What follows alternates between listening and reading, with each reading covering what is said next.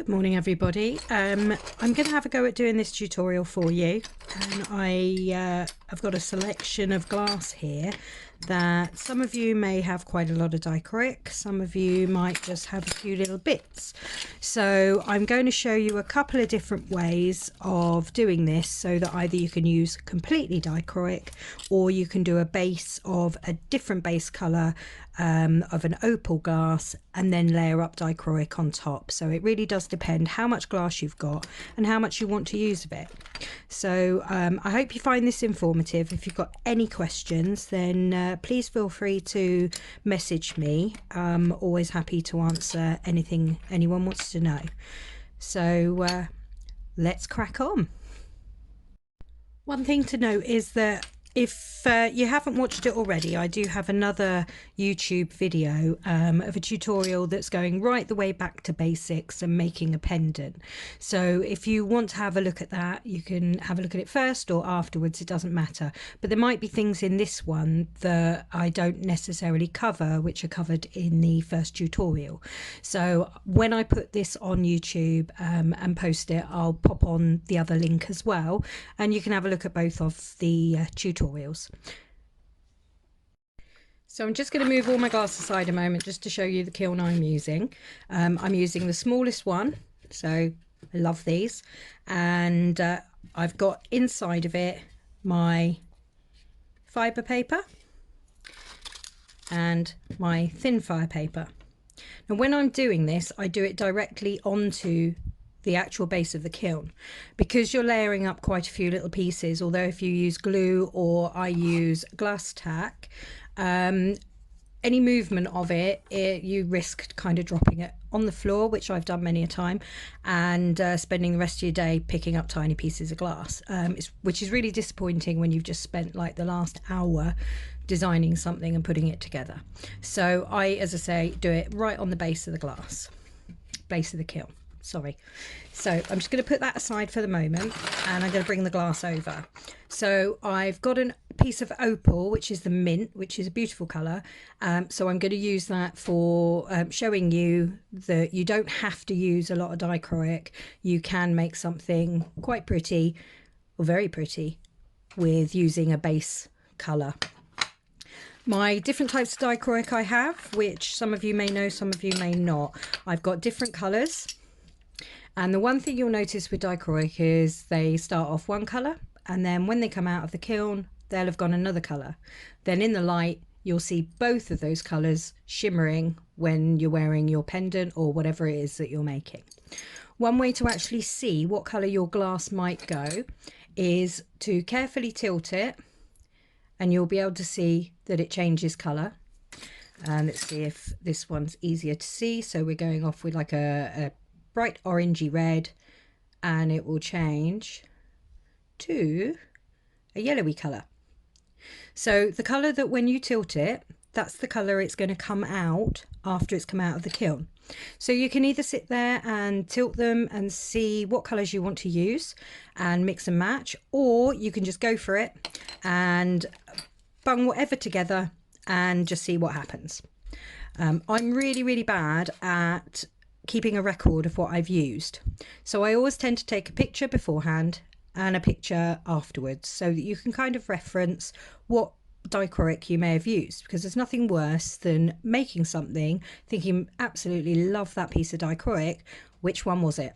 So always a handy thing to do, photograph beforehand and photograph after you've fired it. So today what I'm going to do is I'm just going to take some random pieces of dichroic, all different colours, and I've got quite a few here, and what we're going to do is I'm going to cut them up. So I'm just going to get a mat so that I can actually do nice cutting on the mat. This here is actually a hard plastic with lots of squares in. It's fantastic for catching all your little bits of glass, dust, anything that you want, and I use a paintbrush just to dust off of my mat and put it all into the squares. You can then empty this out, pop it in a bag, and you can use any little scraps, or leave it until you build up loads and then empty it out. And again, you'll have lots of little scraps that you can use, because with glass fusing, you don't tend to waste anything, which is fantastic because you can make anything out of tiny weeny bits. So anyway, I'm just going to get a mat. I won't be a moment. So I actually remembered that I do have a pause button on my phone. So ta-da, mat. Okay, so the cutter I'm using is this one here. It's filled with oil. By opening this up, pouring a bit of oil in, that keeps your wheel nice, running smoothly, and protects it. Another cutter you can get is a pistol cutter, which is really good if you've got dodgy grip, or you know, you're not as strong. Again, it fills with oil, and again, that protects the wheel. That one is really good if you've got arthritis or anything like that. The other things that I'm using are nippers. These are fantastic for cutting little pieces. The only time they're not too good is when you've got a really thin glass and you spend ages trying to cut the thing and then realise there's a big gap in the middle and it won't actually reach the glass to cut it. But really, really good, especially if you're making like mosaic pieces. Now these are Grosiers, and you'll see that they've got a flat side and a curved side. When you've scored the glass, you position this on and it helps you to actually break the glass. Obviously there are going to be instances, and I did it all day yesterday, where you score it really well and then you go to break it and it just kind of shatters, or parts of it break off. Don't worry, little bits, again, you can use them for pretty much anything. So these are my pieces. So what I do when I start, I've got my kiln base ready, I've got my tools next to me, I've got a pair of tweezers, purely because I end up dropping bits in the little sort of squares behind, like below me, and also when you're positioning some things, it's easier to use a little pair of tweezers. So anything that you've got, I just happen to have these ones. And then you've got your glass tack or your glue. One thing to mention, if you're using super glue, I've done it before, it's a bit frightening when it happens, but you can sort it. If you use too much super glue, when you put it in the kiln and it gets hot, you might hear a little poof. Now the little puff is probably the glue catching fire, and when that happened to me, I lifted up the lid and there was a little fire going on in the kiln. What I actually did was put the lid back on, carried on running it for a couple of minutes, and the glue completely burnt off. No flames, no issue. Be very careful when you're using glue though, so that's why I tend to go for glass tack, because it gives you a lot of time to actually move it about. I'm not affiliated with any of these companies that I kind of advertise while I'm doing stuff. It's purely they're the things that I like using, but you have your own things. So anyway, what I'm going to do is select the glass again. Now I've got my mat, and decide what colours I'm going to use. I am going to cut some of this up to show you how you can layer it as well. But we've got a selection of colours. We've also got some beautiful bumpy one, which actually when the bumps smooth out, you still get a difference in the colours, and you can see those shapes. So that's fab. Right. So as you can see, I've got a nice collection of different glasses. So what I've been doing, if you've seen the other pieces that I've made, I've actually been using quite standard pieces of dichroic to start with on the layers, and then I'm adding other little colours to it. So things like this, which are clear glass. So again, it's dichroic, but it's on a clear background as opposed to on the black. The nice thing about these is when you're actually using them, you can layer them on top of each other and create kind of holographic kind of designs. But also it means that the colours that are on the top here, if you're using them with the dichroic side up, this will go very vibrant. If you use it with the dichroic side down, this will kind of, the glass on the back sort of breaks away a little bit, and it can make this look very glittery. So again, it's entirely up to you what way you use it. The only thing you can't do is take a piece of dichroic side up, and put a piece of dichroic over the top, dichroic side down. Because this is a metal oxide, the only part that actually melts is the glass. So you will find that this won't fuse together because these don't melt on this side. So dichroic side up, down, or you can put it on another clear piece. So what we're going to do then is I have chosen a few pieces, and what I'm going to do with my trusty steel ruler is attempt to actually cut a straight line. Just remember that when you're using these wheels, you've got a little bit of distance between the wheel and the edge. So when you're actually trying to do something, especially if you're trying to do it accurately, you need to actually take that little bit into account.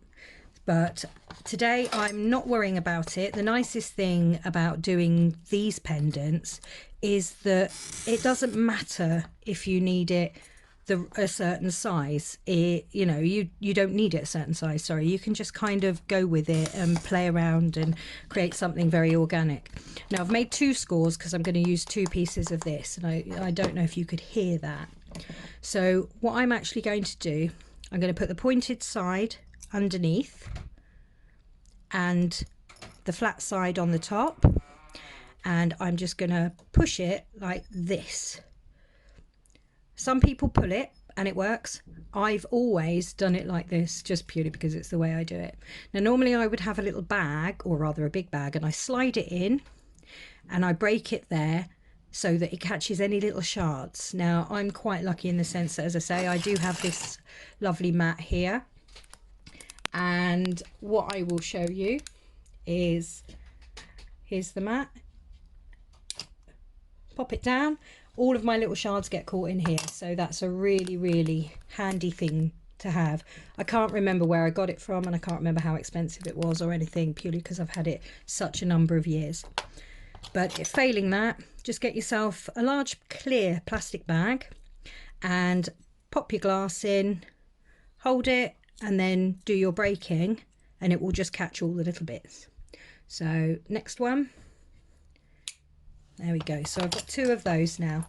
So I'm just going to go ahead and do some more of these pieces. I'm not worrying about these sort of sharp edges because I can use the nippers once I've cut a stripe to actually nip that bit off if I want. Or if you want it even more organic, you just leave it. And it will just melt into the piece anyway.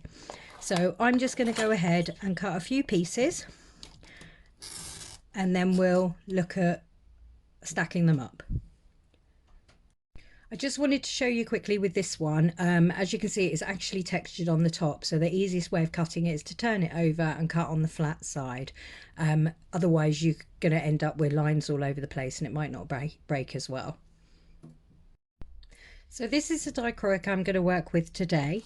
I buy my glass from Warm Glass because I'm in the UK and they're based in Bristol. And the nice thing is I'm in Devon, so I can do like a 3-hour round trip, pop there, act like a child in a candy store, and come out spending way more money than I actually planned to. But the nice thing is I get to have a look and see what different glass they have, because they've got all the fired glass on display. But this one is CBS dichroic texture dewdrop rainbow 2 on clear. What a mouthful. Anyway, this glass is absolutely beautiful. As you can see, it's textured, it has got that rainbow color, and if I put a piece of black glass behind it, you can just hopefully see how stunning that really is. You can, with the clear dichroic, put any colour behind it and you will find that it will pick up all those different colours. The great thing with the rainbow stuff as well, it doesn't matter what you wear. Say you wear something that's pink, you're going to pick up the pink colours within it. If it's green, the green colours within it, and so on. So it's a really nice versatile piece. So I'm just going to cut this, and again, because it's bumpy, I'm just going to turn it over and cut onto the back. Again, I've got my steel ruler purely because it's nice to have a guide, but I often go off on a tangent. Now I'm only going to be using a small amount of this, so I'm going to cut just 2 small pieces. Now I tend to break my glass sometimes with my fingers, but I've been doing it years and I'm kind of used to it. But obviously safety. Also, you can wear gloves. Most people would recommend you wear gloves because, as you can see on here, possibly there's a really sharp bit there, which is actually probably sharper than a scalpel, so no operating in the studio. But what can happen is obviously you're going to get glass bits in your fingers and all sorts of things. As you can see, I don't know if you can see that tiny weeny bit of glass. I tend to put my elbows on the table quite a lot. I've covered up today because I end up with little tiny glass shards in my elbows and my arms. But as I say, I've been doing this a long time. I'm kind of used to it. I think I've got a really high pain tolerance, only when it comes to glass though. So what I've done, I've just put all the other bits aside because I don't want them sitting there. I want a kind of clean, tidy area. So although these are all very long, as you've seen with a lot of mine, I've been doing them kind of in a triangular shape. So what I'll do is I'll check the length of them with regards to the base of the kiln, and then I can snip little bits of them to layer it up. I also have some bits that I used over the last few days and some extra pieces if I want them. Another beautiful dichroic. And then I have my junk drawer. So this is, again, scraps. Stick it all in a pot and just sit and rummage through it and see what you want to use.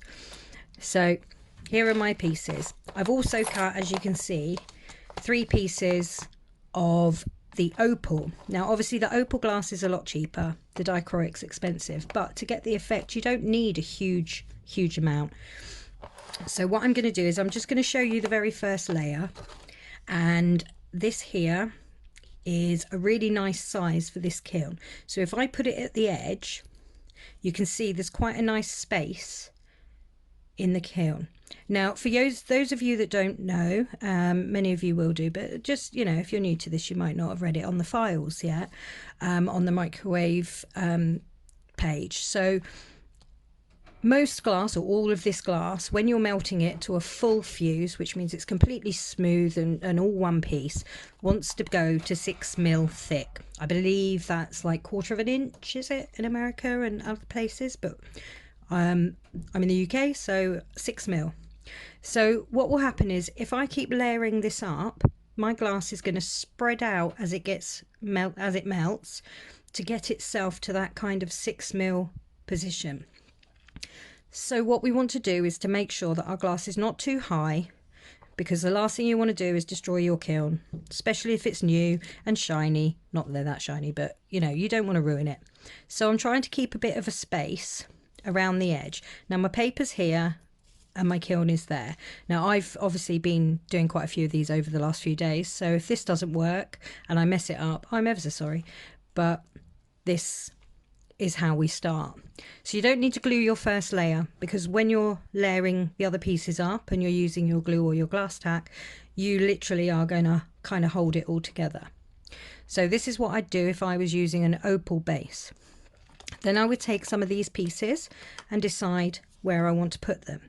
Now, instead of going across like this, where when it melts you risk having lots of pieces sticking out, I've been trying to do them at a slight angle.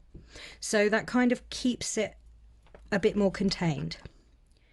And you'll notice I'm not layering them up like this, I'm layering them at the end.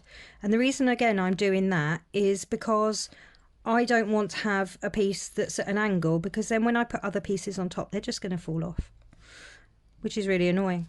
Again, when you've spent ages putting things together, they are going to move. So all I'm doing is having a look to see which colours I want and where I'm going to put them, and then I will glue them down. So this one's going to go across because it's a smaller piece. If it was a longer piece, say, I don't know, like this, I would try and put it at an angle, and I'm just kind of trying to match them up. It is, as I say, going to move about until you decide where you're going to put it. So I'm going to take these 3 off, and I'm going to glass tack the bottom, and I just run a line of it down. Now the glass tack is quite watery and some of these bits do actually start moving, but you can just kind of reposition them. I'm probably putting this on in a completely way to I just did it, but it doesn't matter. I like organic things. That's the whole fun of it. So there's our first layer, or second layer. So as you can see, we've only used 3 pieces of dichroic and already we've got quite a nice sort of colour balance. So they're on there. So what I do next is do another layer, trying to use some different colours. Now this one, as you can see, is way too long. So I'm just going to get my trusty nippers and decide how long I want it. Put my finger on the end, stop it flying off anywhere, and now you've got a little spare bit. So glass tack again. I keep putting things off camera and I'm like, oh, hold on, no one can see that. So I don't want to go over directly onto the piece that's on the bottom, because you're just covering it up. And if you're using a lot of dichroic, the last thing you want to do is cover up any of that beautiful glass. So again, I'm just doing it at a slight angle. Now, one of the things I've just remembered is that the dichroic is 2 mil thick. The opal is 3 mil thick. So I am hoping this is not just going to go, but we'll see. You could hear me cry on video, going, oh my God, what have I done? So another little piece of dichroic again at a slight angle so that it doesn't cover everything over. And then we're going to go in with this one. If you put it down and then you think, oh no, that's too big, then just nip it. Collect up all your little scraps, pop them in a pot, stuck to my finger, and there you have it. So that's your 3 layers. So I would tilt it, but chances are it will fall off. So no, I won't attempt that because I'm bound to knock something. Right, sorry about camera moving. Sorry about that. I had a bit of an issue with the camera moving about because I was moving it. So as you can see, what happened was during the last little bit of the video, my phone stopped. So I've gone back and I've tried to layer them up as accurately as I can from the last little bit. But as you can see, we've now got 3 layers on there. So what I'm doing is going back to this piece here. I am going to be nipping this into smaller pieces because I don't want to cover the whole top with this, so I'm just going to do smaller pieces. So this is the flat side, bumpy side. Now when I try and use my nippers with this, it's too small in some places and I risk kind of shattering it rather than breaking it nicely. So what I'm going to do is I'm actually going to turn it over and I'm going to score 2 scores. Oh, that one, as you can see, just the score made that come apart, broken, and then I'm left with 3 lovely pieces. Now it doesn't matter what size you do, what type of glass you use, whether you do more than 3, less, it doesn't matter. It's your design. You do whatever you want to do. So what I'm going to do is just glass tack each of these, and I'm putting them dichroic side up because then it becomes more vibrant when it's fired, and it will also, because it's clear, pick up some of the colour from underneath. So this one is textured, so I'm just finding a little flat area between these kind of little bubbles to lay that down. So I'm going to go 1, 2, 3. Now it doesn't matter where you position them, it's entirely up to you how you position it. So in this instance, I am literally just going to put these 3 on. And the reason for that is because I said earlier that the green glass on the bottom is 2 mil thick. I've now got quite a layer, but there's lots of gaps. So it's not like I've put like layer upon layer upon layer upon layer, causing a really high piece that will definitely spread out. This kind of just pieces will melt and it will move into the little gaps and everything. So once you've got used to your kiln, you've got used to the glass and how it, excuse me, how it reacts to heat, you'll have a really good idea of what you can do within your kiln. So I'm just going to neaten these up a little bit, in the sense of I want to try and keep it, I'm looking at the camera, it's a really good angle for me to see what I'm doing. So I'm just moving it a little bit, trying to still keep that gap and keep it as centralized as possible. So some of you may have seen the ones that I've made already, and I popped a couple of pictures on to kind of show you what I've done to try and minimize the risk of all of this melting and joining in the middle, because I want to keep that lovely space in the middle. So I'm just going to go and get the pieces that I need so that you can see what I do to maintain that gap. So I've got a little bit of thin fire here. Again, this is by Bullseye, and it's purely because it's what I've always used. If you use the fibre paper on its own on the base of the kiln, it's perfectly fine. But what you'll find will happen is, because it is fibre, the glass can stick to it, and you can end up with lots of tiny weeny little pieces within your glass, and that can be very itchy when you're wearing it, unless you kind of get like a sander or something, not a sander, but you know, like a sandpaper, and rub the back. Because there's nothing worse than you giving something to someone or selling it, or even you wearing it and finding that actually it's really itchy. So I like this.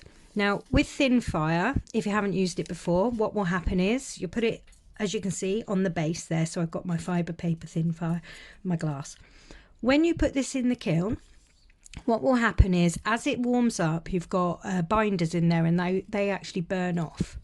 So you may get a bit of a smell. So it's really good to have like a window open or something and kind of ventilate. But also this will go from white to brown to black, and then it will go back to white, but it will be a powder. So you'll see changes. Some people stop the kiln and think, oh no, it's gone black. I know I did that first sort of time. Believe it or not, I've done lots of things. So what will happen is, as I say, it will go through the different stages. When it goes back to a white powder, when you've fully fused your piece, don't breathe it in. You really don't want to breathe it in. So I do have a mask which I wear when I'm checking and emptying the kiln out. So you'll want to wear a mask. So hopefully I try and cover safety things, but there's so many things to remember, and I also tend to do things automatically now and don't think about them. So I have to try and remember that not everybody kind of knows. So again, that's where it comes into the ask me questions as much as you like. So I've got a piece here, so keep all your scraps of your thin fire and everything, because they always come in handy. So I've got this, which I'm just going to cut a length of, and I'm just going to make it a little bit lower, and you'll see why in a moment. Now these are just normal chalks, kids chalks. My poor son has less chalks than he started with. You can use the bigger chalks, the ones for like drawing on the path and things like that. So just 3 little chalks. It can be a bit tricky when I'm trying to do this, because I'm going to try and wrap these in thin fire paper to stop the glass sticking to these. They've actually got smaller and smaller, so although they don't burn, they do seem to shrink a bit. So I'm wondering if there's like moisture in there or something. Anyway, not that we need to know. So carefully push this aside. You don't have to move it, but I want this in here so that you can see. So I've got my 3 bits of chalk. I have some super glue. I always use kind of gel if I can, because you can control it better, but it doesn't always come out, and I end up gluing my fingers together anyway. So I'm just going to run some glue when it comes out just along there, and I've got them in my kind of triangle. So I'm just going to, told you it's fiddly, try and wrap it without, wrong way round, Corrine, wrong way round. Okay, bullseye inside, not on the outside.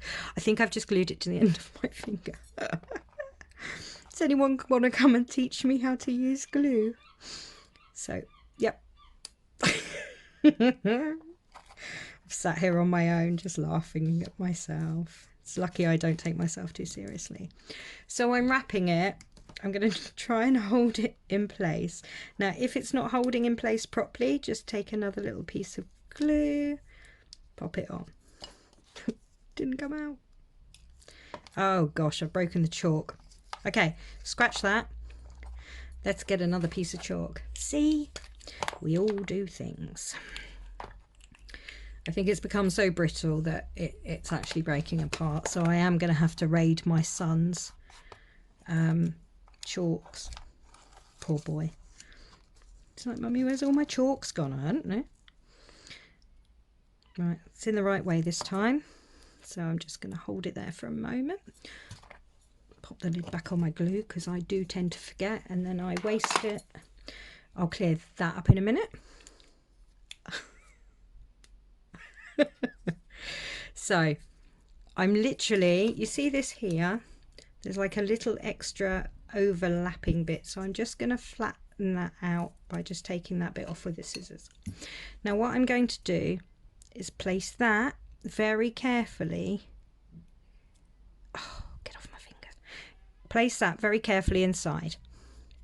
Now, if I'd been sensible and got a bigger chalk, one of the draw on the pavement ones, I wouldn't have had to do all of this stacking up. But I kind of don't want round. I want it to be a little bit organic. So as I said to you, I've got this wonderful tray underneath. So I'm going to get my paintbrush and I'm going to chuck that all in there, which I can clean up later. It's just basic paintbrush. Again, it's probably Xander's. That's my son. He's like 7 and he's losing toys and all sorts. Right, I've just blown that because I had the tiniest amount of the chalk just sat on top of that bit of green bit. So I've just blown that off. Right, so now we are ready to pop it in the kiln. I could add extra bits of dichroic, but I'm just going to see how this one goes. So I'm just going to go and pop that in.